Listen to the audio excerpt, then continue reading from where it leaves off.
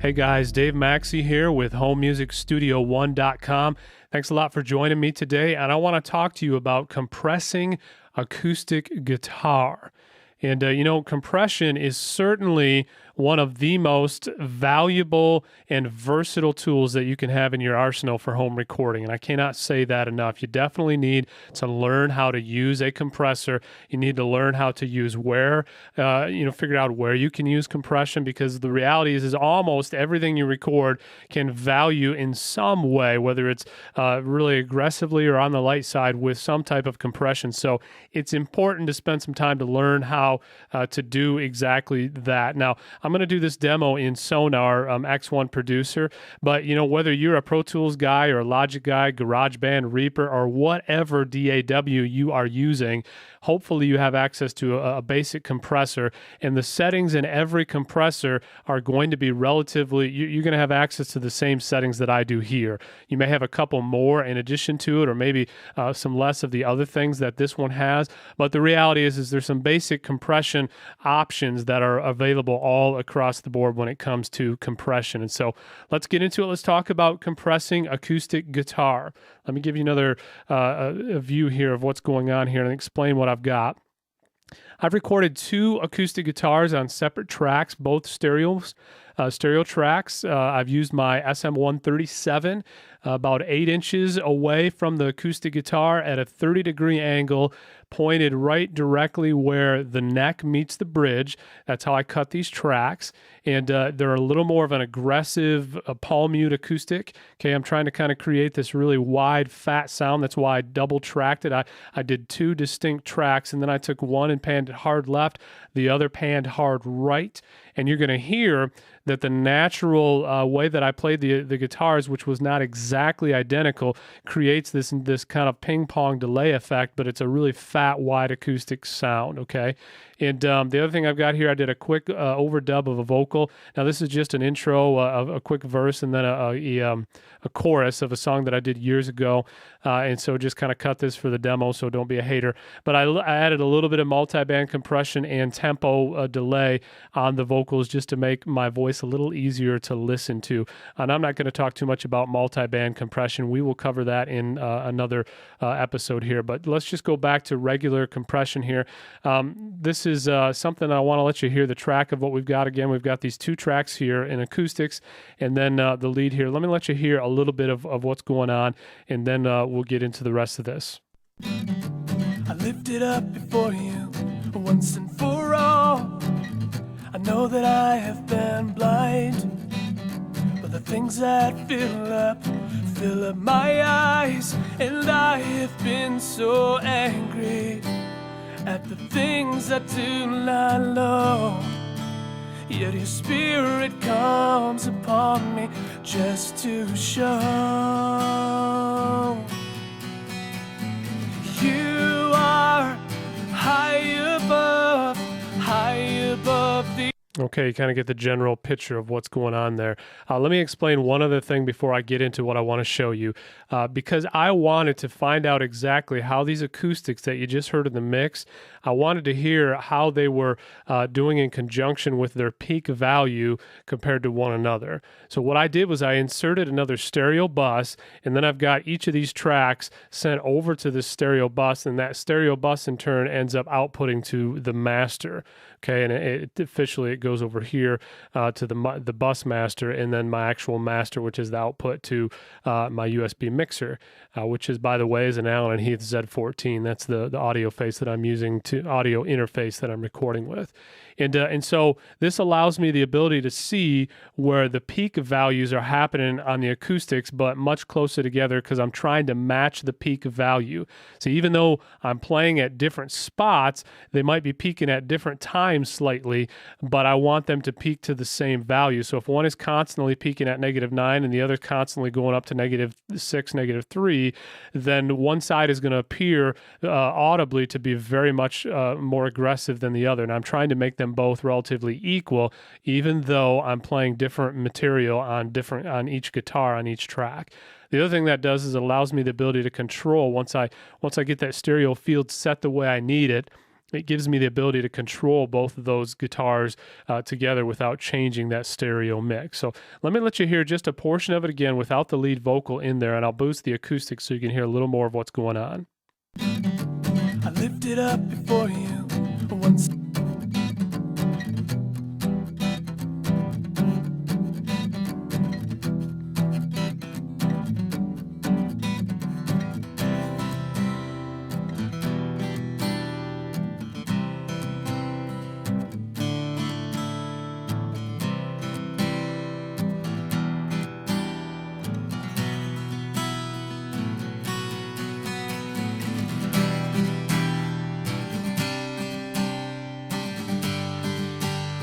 Okay, hopefully you were able to notice that. Once I muted that lead vocal there, you could see in the reference of the peak value here, there was a picking spot where that acoustic was peaking quite considerably less than the other guitar on the left, but then right before that, it was almost reversed. And so that's what I'm trying to adjust with compression. I'm trying to compress these acoustic guitars so that they're peaking together at the same value, thereby giving me kind of this audible impression that it's one guitar, even though there's different sounds happening, and so they're playing, peaking together. And so I'm going to turn both of these compressors on, and I'll let you hear exactly what's going on here. And in just a moment, I'll play the difference so that you can hear.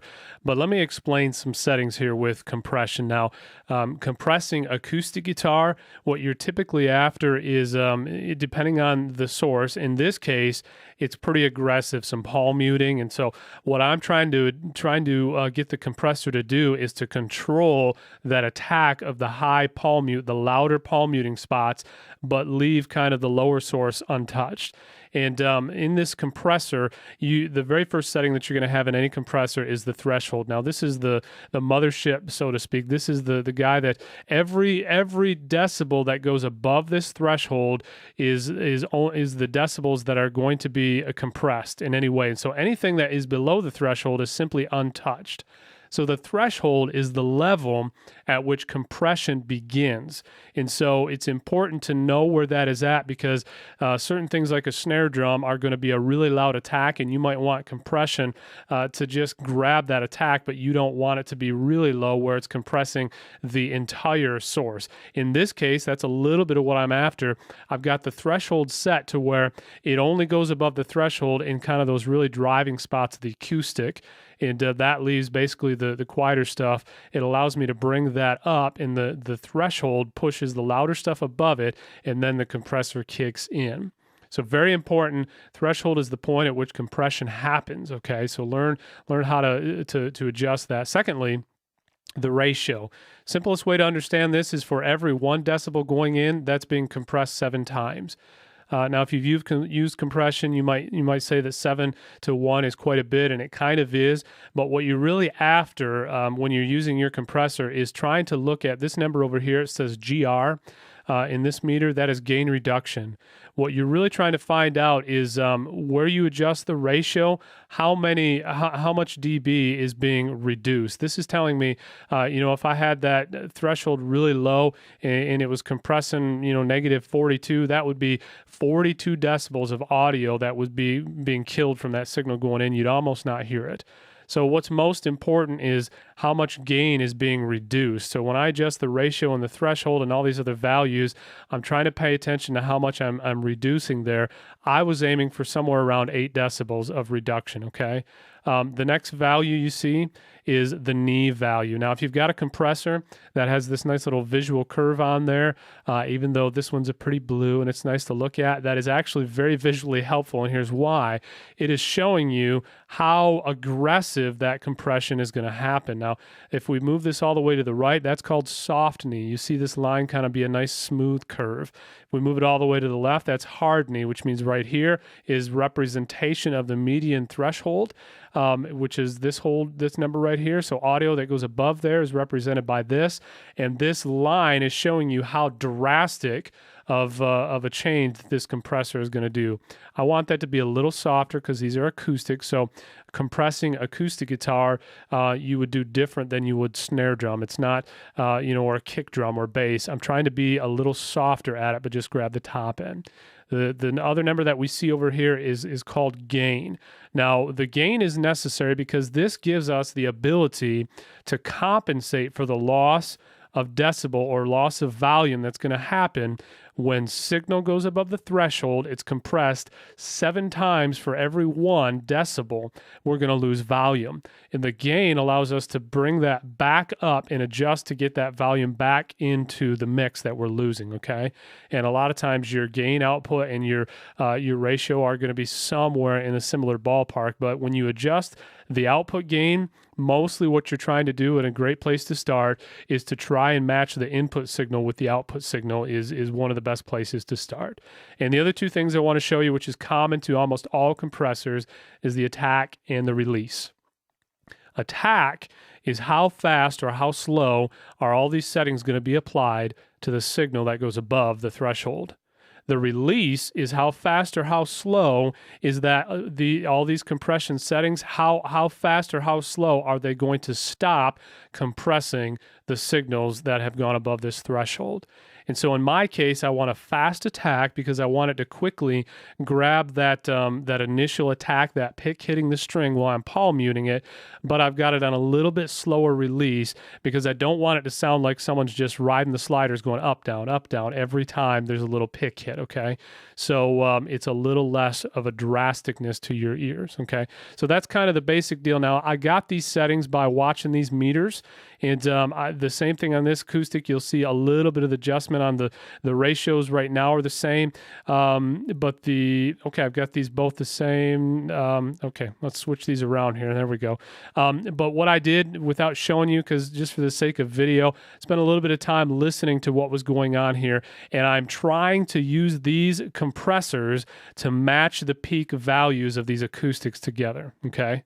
So I'm not trying to make them peak at the same time, but I'm trying to make them peak at the same place relatively. There's a little bit of a variance. So let's go ahead and listen to it now with both compressors enabled, and go ahead and watch these meters and look at the difference. I'm going to bring the bus down a little bit here because it's going to be louder with the compressors now.